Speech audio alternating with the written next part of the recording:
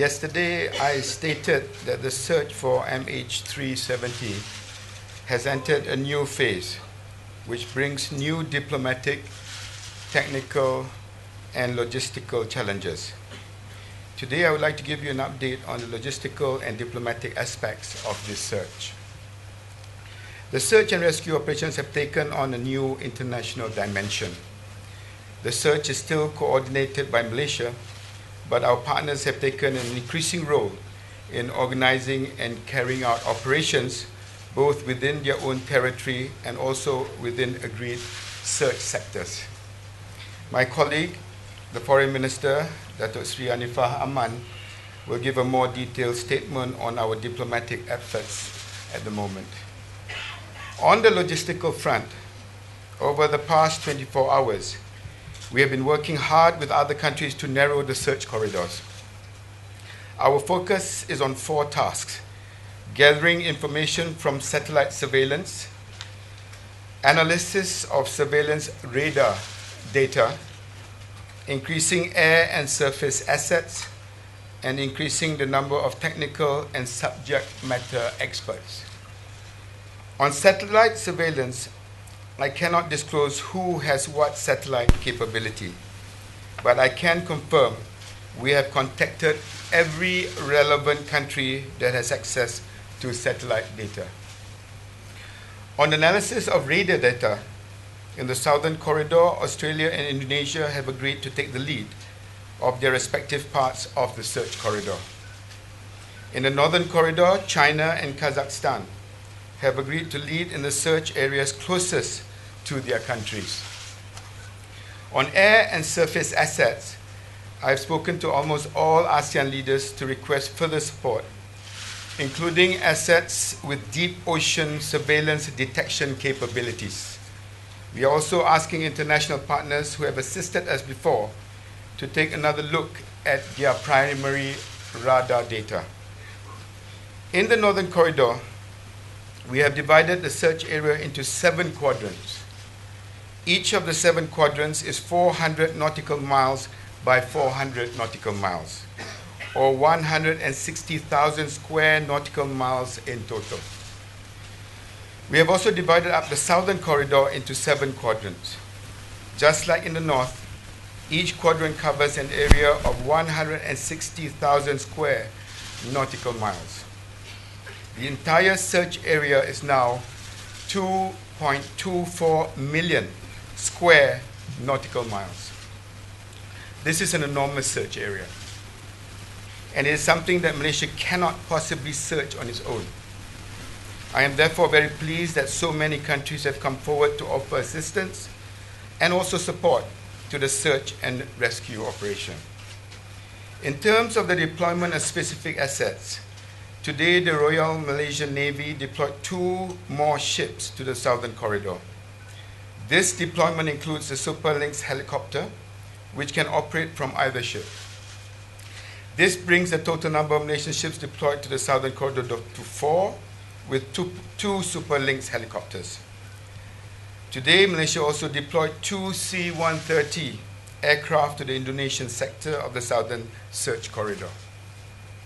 Other countries are also contributing the following assets.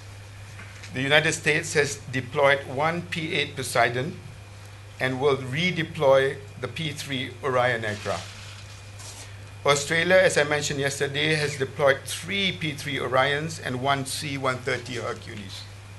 New Zealand is redeploying a P-3 Orion to support Australian search efforts. The Republic of Korea has committed 1 P-3 Orion and 1 C-130 Hercules. Japan has committed 2 P-3 Orions, 2 C-130s, and 1 Gulfstream jet. The UAE has committed 1 C-17 aircraft and 1 Bombardier Dash 8 aircraft. The assets from Korea, Japan, and UAE are currently in Malaysia awaiting orders from their respective governments. Aside from deploying its assets to the Northern Corridor, China has also made arrangements with Australia to deploy an aircraft to the Southern Corridor. I would like to clarify what has been said about ACAS and the sequence of events before the air turned back. On Saturday, we stated that, I quote, "Based on new satellite information, we can say with high degree of certainty that the Aircraft Communication Addressing Reporting System, ACARS, was disabled just before the aircraft reached the east coast of Peninsular Malaysia. Shortly afterwards, near the border between Malaysian and Vietnamese air traffic control, the aircraft transponder was switched off. These findings were drafted together with representatives from the lead international investigators based on the information available at that time. Yesterday, Malaysian Airlines clarified that we cannot determine exactly what aircraft has been disabled, only that it occurred within a specific time range from 1:07 approximately when the aircraft reached the east coast of Peninsular Malaysia, and the last ACARS transmission occurred to 1:37, which was the next scheduled reporting time. This is indeed the case. This does not change our belief, as stated, that up until the point at which it left military primary radar coverage, the aircraft's movements were consistent with deliberate action by someone on the plane. That remains the position of the investigating team. It is also important to recognize that the precise time ACARS was disabled has no bearing on the search and rescue operation. We know that the last known position of the plane, as confirmed by the international investigation teams, was in either the northern or the southern corridor, which is where our search and rescue efforts are focused. Our priority has always been to find the aircraft. I am aware there is also a lot of interest in the Royal Malaysian Police investigation into the passengers and crew of MH370. I hope you understand that I cannot comment on the specifics of the investigation, which is still ongoing. I would also like to state that the search for MH370 is bigger than politics. I urge all Malaysians to put our differences aside and unite during this difficult time as we focus on finding the aircraft and the 239 people on board. The search for MH370 remains our top priority. We will continue to provide you with operational updates, including further information about assets being deployed as soon as they are available. In the last few days, we have been intensively contacting our friends across the search regions. The cooperation we saw in the first phase continues in this new phase. In fact, there's even more commitment to assist us in this much larger and more complex multinational operation. In the meantime, our thoughts remain with the families and friends of those on board. What the task of the Foreign Ministry that has been entrusted to us. First is to seek the assistance from the search and rescue operations. And there are 25 countries that's involved, and we have sent 12 diplomatic notes to the northern corridor and to southern corridor. Now, the response has been excellent, and this is due to the good relations that we have with all countries, and especially the Prime Minister, who had called many presidents to seek their assistance.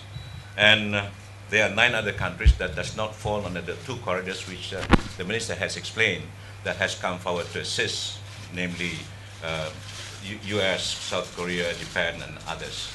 Now, this is a very complex issue.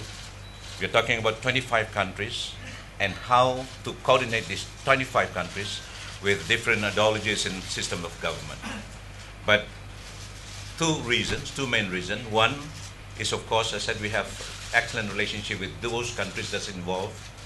2, because this is something that of concern to all of us on a humanitarian aspect. Now, I have been calling the foreign ministers, all those that involved, and the Prime Minister has spoken to many presidents of the countries and the Prime Ministers. And as I said earlier, where and when that this assistance is required, where a country cannot mobilize the assets, then we will come and assist them from the operation center here. Now, let me tell you that during our conversations, it's, as I said earlier, it is a very, very complex issue which covered a very wide areas, and therefore we fully appreciate all the cooperation that has been given to us, and those foreign ministers that has been constantly calling me and to offer assistance. And I just came back from Europe, and all those countries that I've met, they have expressed sympathies on what had happened and also offered whatever assistance that is required of them in order to locate this aircraft. Now, whatever it takes, I think it's very, very clear. The Minister has made it very clear. Our main objective is to locate where the aircraft is from. Politics is not important here. And I do not think anybody should see cheap publicity of what happened now. This is an issue of major catastrophe, and therefore all efforts should be focused on finding the plane. Thank you. Pertama je dari segi simulator, saya nak menyatakan di sini bahawa semasa IGP menghadiri PC kita dahulu, ia tak ada timbul pun perkara yang dibangkitkan tadi. Tetapi dalam masa terdekat saya percaya bahawa pihak polis boleh maklumkan kepada orang ramai hasil siasatan Malaysia berhubung kait dengan simulator tadi. Berhubung kait dengan dakwaan bahawa Malaysia merupakan sarang teroris. Saya dulu 5 tahun sebagai Menteri Dalam Negeri dengar dakwaan-dakwaan seperti itu juga, tetapi memang jelas ianya tidak ada langsung asas, apatah lagi kalau nak kaitkan dengan apa yang kita lalui hari ini. Isu terorisme ni telah dibangkitkan apabila 2 penumpang daripada Iran yang menggunakan pasport palsu, dan apabila dah disiasat dan telah pun dimengesahkan oleh agensi-agensi risik di peringkat antarabangsa, jelas ianya tidak ada asas langsung. Jadi nak kaitkan insiden ini dengan dakwaan bahawa Malaysia merupakan sarang teroris itu saya menafikan dengan sekeras-kerasnya. If you follow the sequence of events from the DCA data to the military primary data, then confirmed by the international agencies, FAA and TSB, we confirmed through satellite data that north and south could be the possible location of the aircraft. So we are giving emphasis to both. But what I've explained to the Malaysian media today was that all efforts is being used now to reduce the area of concentration. And that can be done by relooking at satellite data that we already have, seeking assistance from other friends that have satellite capability, radar capability, primary and secondary, for them, if they already looked at it earlier, to re-look at them. Finally, the using of the assets, whether in the air or in the sea, to try and narrow that area. But answering your question, at the moment, until that is done, both becomes a priority. Yes. I really cannot speculate on that, Melissa, because all the leaders that I've spoken to, whether superpowers, ASEAN leaders, they said that this is a unique, unprecedented situation. It's a complicated and complex situation. So my emphasis, which has always been consistent from the start, which is to find the aircraft. And God willing, if we do find the aircraft, we're able to get the black box. And with the information in the black box, we will be able to answer those sort of questions.